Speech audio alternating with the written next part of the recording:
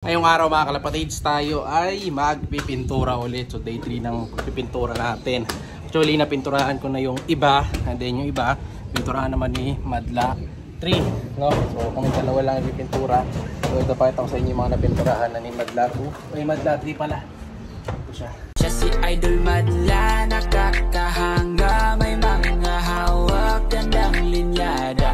Ika'y inspirasyon kung bakit hanggang ngayon ako'y palaging kumakarera.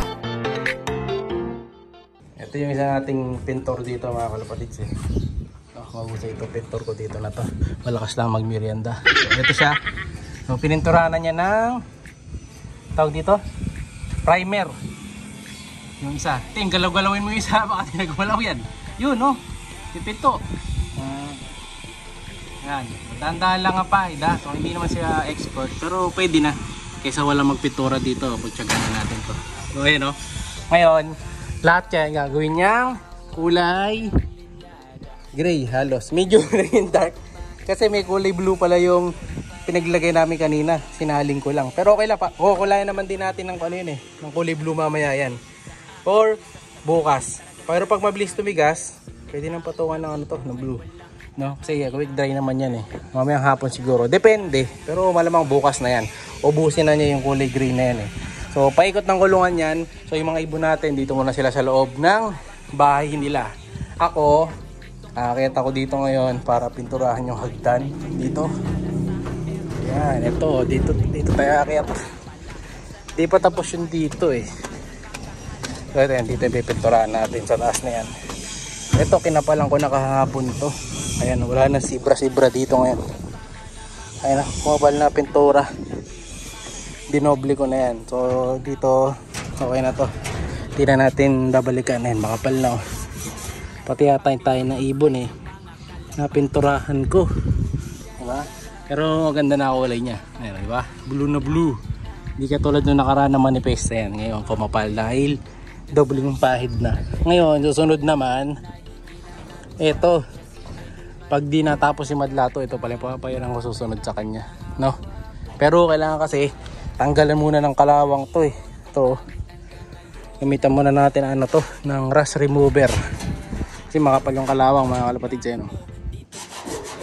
Mababakbak pa ng konti ito eh. Ayan o. Diba kumikinis pa. So pag napahiran ng rust remover to, saka natin papatungan ng primer. Ayan o. Para gumanda-ganda to, mawala yung kulay. Pero ito, kahapon pinahiran ko na ng bagyan ng kulay gray to eh. Ayan o. Diba? So yun yung pwede to. Ito na yung susunod nyan. Para matapos na yung mga muka.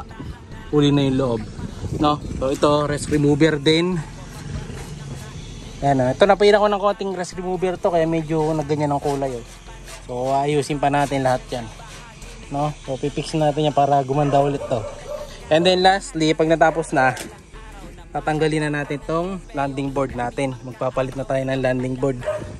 Ayan mga kalapatid. So makikita nyo, natanggal na tong isa. Diba? So pag binalik ko, ganyan ang itsura. Tapos pag ginalis natin, ayan o, sira na. No? Dahil 5 years na din to eh. Since pandemic pa natin yung loop natin na to. Oh, ayan o, naano na siya. Napit-pit dahil rain or shine. Pero iba dito, magagamit pa. Hindi, natatanggal na rin pala talaga yung iba. Ayan o. Natatanggal na mga kalapatids. Ayan o. Pero may pintura pa yan mga kalapatids. Ayan o. May pintura yan. No? Pero kinalawang pa rin. Pero yung loob hindi naman kinalawang dahil may ano eh, may epoxy primer yan eh. Diba? So papatadagdagan na lang natin yung bali yan para tumibay. It's either matting or yung ganon checkered plate. So comment kayo kung ano maganda dyan sa mga expert. No? So ito, tinry natin. Ngayon alam na natin na maiksi ang lifespan. No? Unlike sa ganon kung stainless siguro forever na. No? Unlike sa ganito, mahal din to eh pag madami. Tapos nasisira lang din naman. No? So papalitan natin yan. Pero kulay blue pa rin syempre. Unti-untiin lang natin yan. No? Kaya yung mga in-out natin young birds, yan, avail kayo, marami tayong young birds na available, no? Bibigyan kayo ng magandang discount, and then syempre may plus din, kunyari kukuha kayo ng 4 plus 1 na yun mga kalapatid, syempre may libre ng isa, pero minsan kahit 3 lang ang kunin, bibigay tayo ng isa, depende mga kalapatid sa kukunin nyo, saka sa pag-uusap no? So para mapagawa natin tong kulungan dahil budget lang din ang ginagastos natin para matapos to. Tapos pati mga hapunan yan papalitan natin. So, simulan ko na. Magpipintura na ako. Huli na to huli to. Last na pipinturahan to mga kalapatids. Ito kaya lang namuti yan, madumi lang. Kaya kita nyo. Talikabok na lang yan eh. Ayan namuti. Oh, itong pader. Kaya magiging blue pa rin naman yan ito. Malinis. So wala. Pero yung bubong kailangan talagang pinturahan yan. Ayan. Pinturahan natin yan na maayos. No, para gumanda ulit ang look. Kung ganitong bubong sana inalagay natin. Kita nyo yan. Oh, tagal na yan mga kalapatids. Bata pa si Madla 3. Baby pa. Nandiyan na yung bahay na yan. Pero kita nyo. Buo pa rin. Diba? Ganyan sana. Hindi katulad nito na dali tayo scam tayo dito eh. Kaya ganun talaga kasama sa buhay yan. So baba na ako. Pintura na natin yung iba. Let's go. Yo, natapos ako magpintura sa kasi Madla 3. Ngayon, kita nyo yung itsura natin. Ayan, oh. Puro na ako pintura sa katawan. Ayan, sa damit. Hindi ako nakapagpalit. So puro tuloy pintura pati yung gloves ko. Dahil sabog-sabog na yung brush. Ngayon, ito. Tingnan natin yung pintura ni Madla 3. Yung pintura niya mga kalapatids, oh, di ba? Grabe, ang galing, oh. Parang zebra yung pintura. Pero okay lang yan, pwede na yan. Papatungan pa naman natin ng kulay blue yan. Pangan lang naman to para may primer kahit pa paano. Oh, ayan, oh. Diba? Oh, ayos na. Diba? So, ako naman magpapahay dyan sa susunod eh.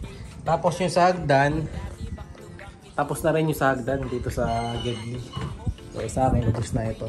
Blue. Yung brush ko mga kalapatids, oh. Ayan, sabog-sabog ang pintura, oh. Diba? Ano na siya? Bunot-bunot na eh.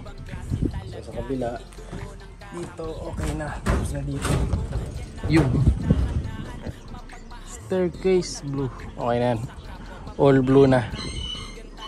Diba? So, tapos na natin yung mga mating. Wala na yatang laktaw to. Pwede na yan. Ayoko na. Kabila, okay na din yan. So, halos tapos na yung mga pinipinturahan natin. So, babalik tayo ulit dito. Baka bukas naman.